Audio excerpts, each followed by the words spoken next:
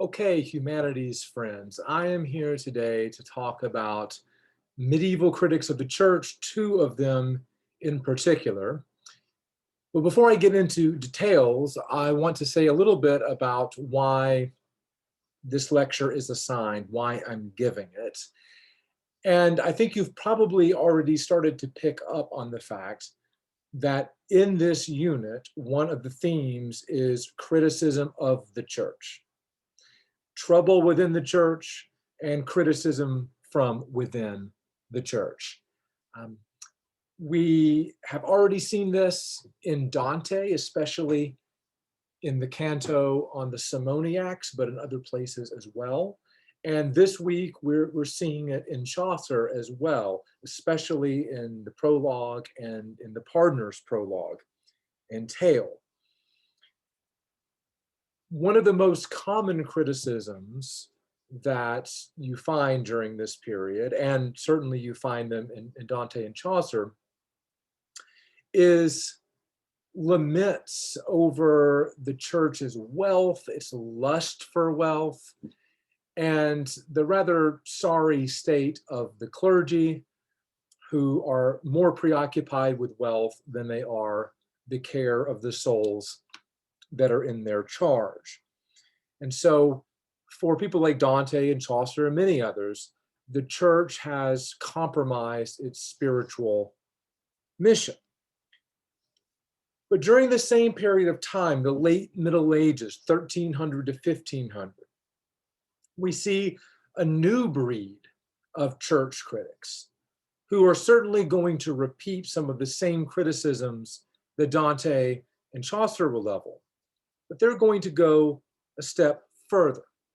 They're not just going to criticize the church for its avarice, for its worldliness. They're going to say there's something rotten at the very heart of the church. That many central church doctrines and practices are unsound and need to be rejected. So that is what this lecture is really about. Those medieval critics who go a step or two beyond even Dante and Chaucer to criticize important church practices and teachings. And we're going to notice that many of the practices and teachings they criticize have something in common, namely, they're practices and teachings that shore up the power of the clergy and the hierarchy of the church. So that's one reason we're looking at these critics today, because that is such an important aspect of the late Middle Ages criticism of the church. But it's also the hope that this lecture will look forward and prepare you for Unit 2. Unit 2 is largely about the Protestant Reformation. We'll be starting this next week. And in many ways, the Protestant Reformation was a revolutionary kind of movement. But even revolutionary movements don't arise out of nowhere. In some ways, the ground has to be prepared.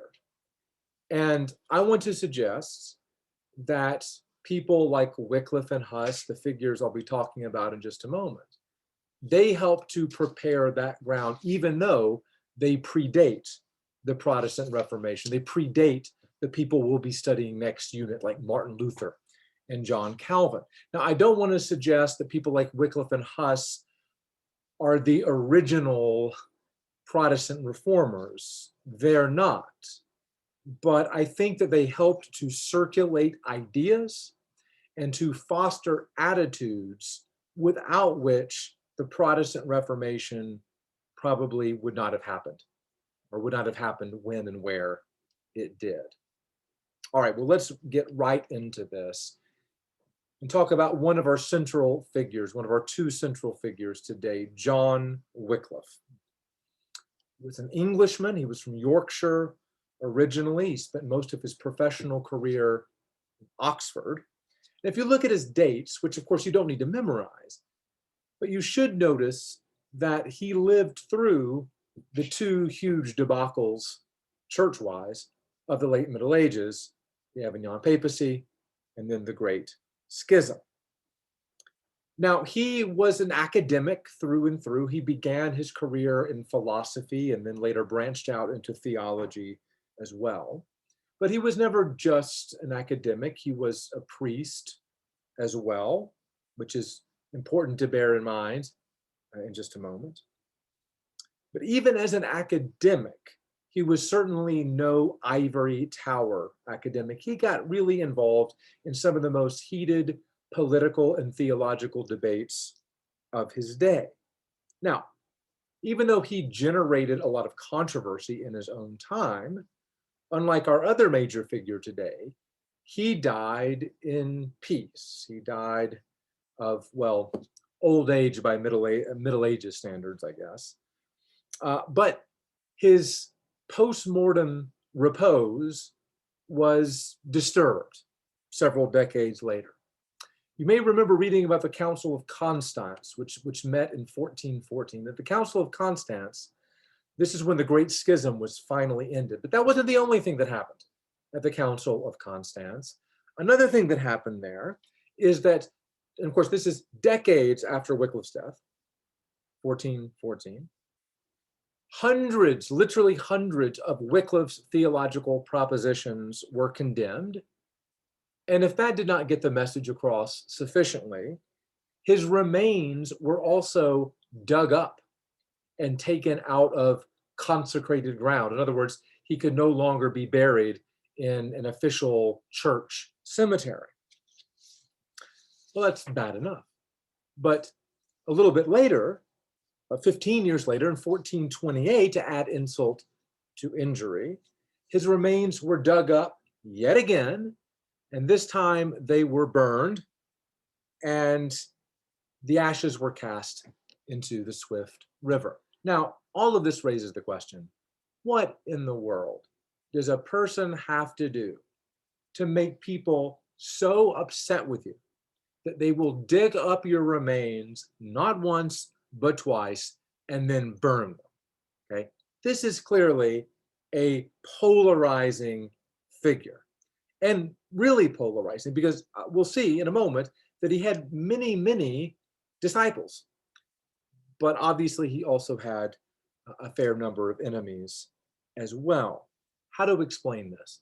Well, some of his ideas were not just deemed wrong, but were deemed dangerous. Dangerous to the very existence and integrity of the medieval church. That some of his ideas struck at the very roots of that church. And I'm hoping that you'll get a sense from what follows of what those ideas were and why they were considered dangerous. There's the burning of his remains and their unceremonious dumping into the river there. Okay, so I want to start with his views on ecclesiology. Ecclesiology is a fancy theological term for sort of, you know, the nature of the church, the wing of theology that has to do with the church. Now, here, John Wycliffe did not think he was being terribly original. He considered himself to be a follower of Augustine, whom we studied in Humanities 101. And one of Augustine's ideas was that the true church of Christ was invisible. It was not to be identified precisely with the visible institutional church that we experience on earth. That visible institutional church, this is the church, of course, ruled by bishops and ultimately the Pope. The institutional church is made up of a mixture of sinners and saints. Sinners bound to hell, saints bound to heaven. So quite clearly what this means is that just because you are a member of the institutional church, it does not necessarily mean that you are a member of the visible church. Now let's take this a little further. Just because you are a minister, an official representative of the institutional church, even then, it is not guaranteed that you are a member of the true, invisible church of Christ. Right? So this could be applied to priests, this could be applied to bishops, even to the Pope. Now, Wycliffe says, look, we can't know for certain who's a member of the true Church of Christ and who's not really, but we can make educated guesses. And if we see people living their lives in total contempt for the will of God,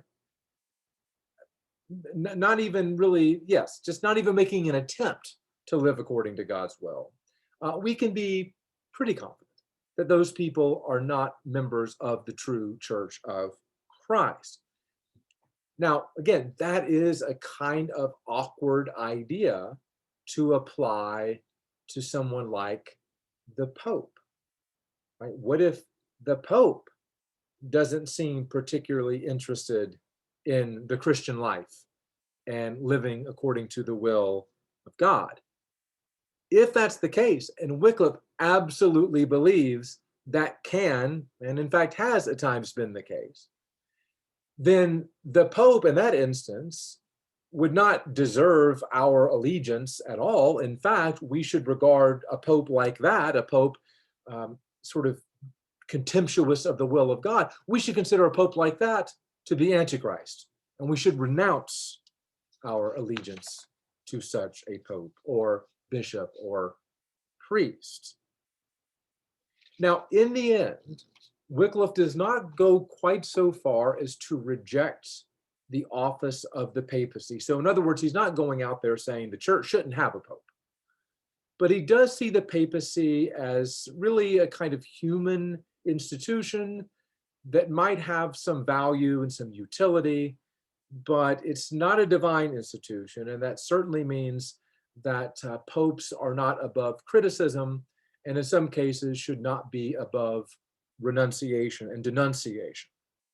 So the Pope, the power of the Pope is not absolute. And of course, some medieval popes basically claimed that their power was absolute and unconditional. So already I think you can see how some of his ideas would sort of erode the foundations of things like papal power. Now, Wycliffe also, in some cases, questioned certain church doctrines, certain church teachings. The one I want to focus on is his understanding of the Eucharist, and more specifically, his position on transubstantiation. Since 1215, so before Wycliffe's time, transubstantiation was official church doctrine. And just to refresh you from 101, transubstantiation holds that when the priest consecrates the bread and wine, despite outward appearances, actually become the body and blood of Christ and are no longer bread and wine, even though they have those outward characteristics. This doesn't sit well with Wycliffe, partly because he's a philosopher and thinks that this is not a terribly logical view. So he ends up really rejecting this doctrine, which is not just, any old doctrine, but had become really a central one for the medieval church. Now, he does not reject it completely. He does believe that Christ is really present in the bread and wine, but not in such a way that the bread and wine ceases to be bread and wine. So there's a kind of paradox there. Nonetheless, the rejection of transubstantiation was a kind of attack on the powers and privileges of the priesthood of Wycliffe's time. Because in Wycliffe's time, one of the main claims to authority that priests had was that only priests can perform the great miracle of transubstantiation. This is not something a common person can do. You have to be in holy orders. You have to be a priest. And so Wycliffe is now saying, well, priests cannot actually perform this great miracle that they say they can. Or at least it's not really the same kind of miracle that they claim that it is. So even if he didn't intend for his rejection of transubstantiation to be a kind of attack on the presumptions of the priesthood, that's certainly how it was taken. Although, again, we have to remember Wycliffe himself was a priest. So he was clearly not saying that there's nothing special about being a priest, but perhaps priests are not quite as special as they thought they were. All right, one last point of controversy. This has to do with the way Wycliffe thought about Scripture. Wycliffe was constantly comparing the church of his day, the late medieval church, to the church as it's described in the New Testament, particularly in the book of Acts. And he thought this was a totally appropriate thing to do because he believed that the New Testament church provided a kind of ongoing standard against which later churches should judge themselves. And he believed that when you compare the late medieval church to the New Testament church, it is not a flattering comparison for the late medieval church. The late medieval church fails in many ways when compared to the New Testament church. There's a dramatic discrepancy between the two churches. So he believes that for a long time, the church had been declining in its moral standards, but also declining in its doctrine and in its life. And part of the reason for this was because the church was adopting practices and beliefs that had no foundation in Scripture whatsoever.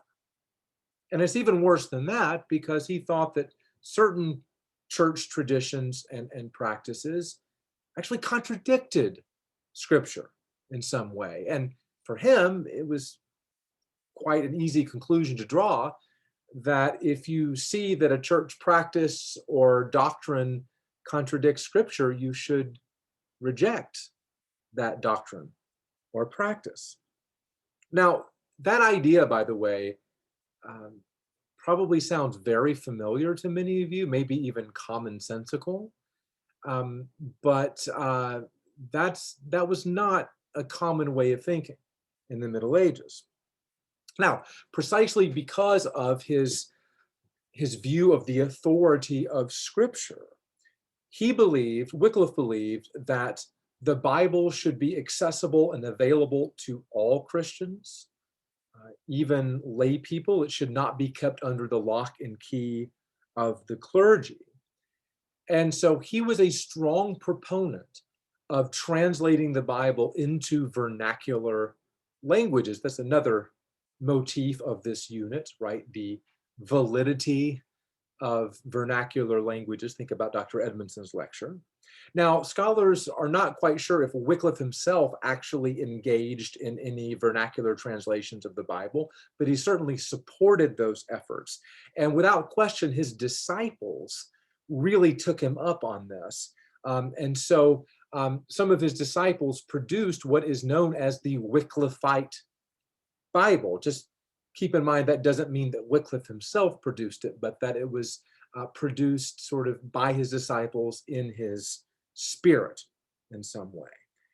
And again, seems strange to us, but this really ruffled feathers in the late Middle Ages, this idea that the Bible should be made available for just anybody and everybody to read. Okay, so let me summarize very briefly what was so polarizing and controversial about John Wycliffe. First, many of his ideas at least seemed to undermine the power and authority of the priesthood of the church and indeed the institutional church itself.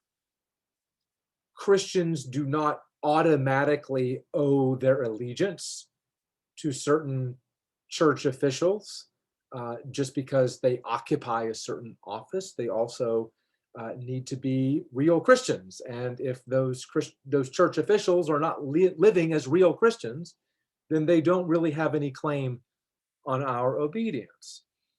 Moreover, priests, while yes, maintaining certain privileges and prerogatives, aren't actually able to do what they claim to be able to do, and that is transform bread and wine into the body and blood of Christ. Church traditions, this is the third point, church traditions may sometimes contradict Scripture, and when they do, they should be set aside. And finally, all literate Christians should have access to the Bible in a vernacular language, and they should be able to read it apart from clerical supervision. All right. Well, I've already mentioned that he inspired a large number of disciples, and these Wycliffites come to be known as Lollards, and it's not entirely clear where that name comes from, but that's what they come to be known as, and they're in Britain. Okay, so at this point anyway, we're just focused on what's happening in Britain, and they did not, Lollards did not necessarily hold all the same positions as Wycliffe, but they certainly saw him as their kind of spirit animal, if you will. And I want to give you a little flavor of certain Lollard ideas by looking at some of the Lollard conclusions of 1394. So this is 10 years after Wycliffe's death. And these are sort of theological propositions that were submitted to Parliament. Okay, now there were 12 in all. I'm just going to give you a sampling. One claim that was made was that the church's lust for wealth and power has driven faith, hope, and love, the three theological virtues, driven them out of the church. That's a pretty serious charge, right? To say that the church lacks faith, hope, and love. That would almost seem to suggest that the church has really lost most or all of its spiritual and moral authority. And can a church like that really be the true church? Another conclusion of 1394. The Lollards came out against clerical celibacy, this idea that was really so important for medieval Christianity. And the Lollards rejected it. Priests should be able to marry if they wish. They agreed with Wycliffe on transubstantiation. They rejected it on the grounds that it led to idolatry. That people were worshiping bread and wine as if they were God, and that's simply not the case. And so perhaps for, good reasons, people were worshiping these things and committing idolatry. Finally, they also came out against, as you know from Dr. Farmer's lecture, a central spiritual practice of medieval Christianity, confession, private confession to a priest. They objected that was not necessary. Okay. Now, not long after these conclusions were written, we start to see sort of organized official persecution of the Lollards in England at the prompting of Parliament. So suffice it to say, these conclusions were not well received, generally speaking, in Parliament. And Parliament declared that those who held Lollard views and refused to renounce them, refused to recant, would be burned publicly. Okay, so this was serious business. And here's an image, here's a print of Lollards that were hung and burned to death. So by 1431 or so, there were still Lollards in England, but they had really been driven underground. You could no longer safely and publicly express your views if you were a Lollard. Now, at this point in the lecture, we are going to shift geographically, because it turns out that it's actually sort of on the other side of Europe that Wycliffe's ideas have their longest lasting significance. So it's time to talk about Jan Hus, who was from Bohemia, which is modern day Czech Republic. Hus was, like Wycliffe, a scholar, a priest, and a preacher. Lived and worked in Prague. And he was a big admirer of Wycliffe. He knew his works quite well, even translated some of Wycliffe's works into the Czech language. Now, one thing important to understand about Hus is that he did not slavishly follow Wycliffe, okay? So sometimes he quite pointedly disagreed with him. So for instance, Hus did not actually share Wycliffe's rejection of transubstantiation. But there were other points that really resonated with Hus, like the idea that the papacy is a human, not a divine institution. And Hus eventually gets himself into trouble. He preached a lot. I mean, we have 3,000 of his sermons. And, you know, he made a lot of the same criticisms in those sermons that we read in Dante and Chaucer, you know, the immorality, the sexual immorality of the clergy, the greed of the church, the luxurious living of the prelates of the church. But he also made some, you know, more serious criticisms about certain church practices and doctrines. And eventually, he is called on the carpet for this, and he is asked to come and attend the Council of Constance. So we've come full circle. Remember, Constance in 1414 was where Wycliffe's, well, the first time Wycliffe was dug up. Hus comes to Constance and was promised an opportunity to make a statement in his own defense, but that opportunity never materialized. He was immediately thrown into prison, and because his judges were so convinced of his guilt and the dangerous nature of his ideas, that he was promptly burned at the stake. This was in 1415. Again, here's an image of that event. Now, if anything, this did not throw cold water on the movement that he had inspired, but it really sort of fanned the flames, if you'll pardon an unfortunate metaphor there. He became a kind of martyr and national hero in Bohemia. And the Hussites, the followers of Hus, sort of become more and more numerous all the time. And not only do they propose a number of church reforms, but in contrast to what was going on in England, they actually began to implement a number of reforms that had been inspired by Hus, to actually implement those reforms in the Bohemian church. I'll just give you two examples. In the medieval church, it was standard practice to give lay people the bread alone and not let them drink from the chalice. Okay. Won't go into why that was, but that was standard practice. And this was something that Wycliffe and Hus both complained about because they thought it demeaned lay people at the expense of the clergy, who were allowed to receive the bread and the wine.